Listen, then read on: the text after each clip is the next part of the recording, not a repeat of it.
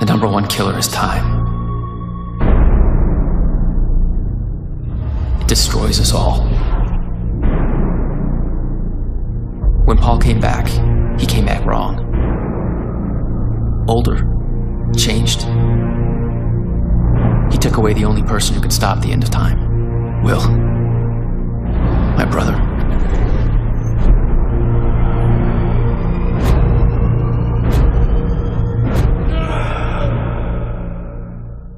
Hey guys, Ryan Studios here, and today I'm doing my second game review, and this game review is Quantum Break. Quantum Break is Remedy Entertainment's newest video game, released on April the 5th. I have played previous Remedy games like Alan Wake and the Max Payne series. I want to start off by saying that this game is actually quite cool.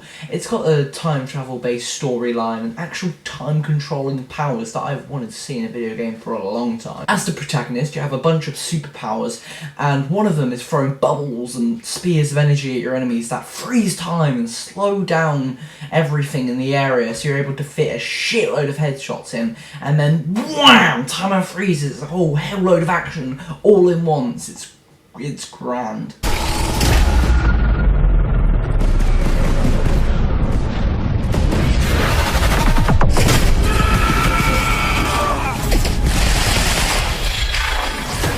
This video game features an... Wait. Just changed up that quickly? Could it be my ability to freeze time? This video game features a really good cast of recognisable actors. You got Shawn Ashmore, who we all know as Iceman from X-Men. He plays the hero, Jack Joyce. Aidan Gillen, who we know as Littlefinger from Game of Thrones. He plays his nemesis, Paul Serene. There are a bunch of other actors in this game. Dominic Monaghan, you know, Merry from Lord of the Rings, Lance Reddick and Courtney Hope, and pretty much half the cast of The Wire. The hero and the villain, they're both given powers that they got as a result from a cliche time travel experiment gone wrong.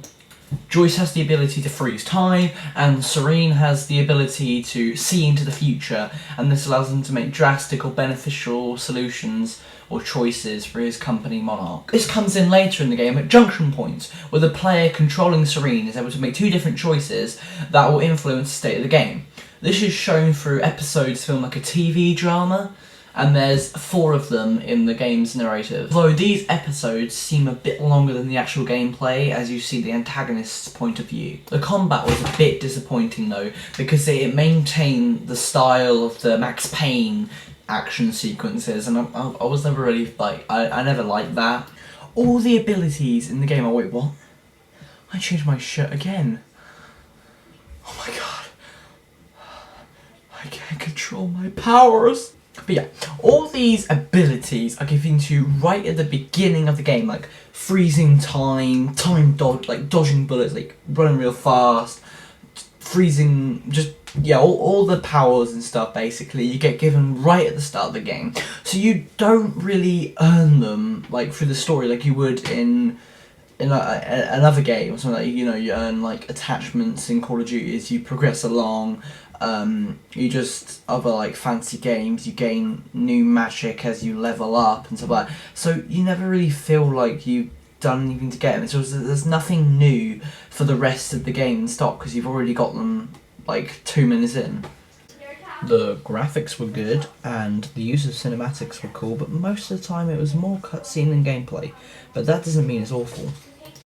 The combat was a bit too cinematic, and I'm so picky when it comes to the combat in games. The plot was well thought out and really intriguing, not like most sci-fi games, and it had that plot twist, but I think it was a bit cliche, you know, but I won't spoil. However, the ending is the same no matter what choices you make at the junction points, and although it encourages you to replay the game and make different choices next time, you still don't feel like your choices like affected it in any way. And it's cool to like make different choices to have a different ending and stuff, you know, like in Telltale games. So overall, I am giving Quantum Break a 9 out of 10. So, that was my Quantum Break review. Thank you very much for watching, and I'll see you in the next one. Oh wait, little secret to tell you, my next game review is the free PS4 game out this month.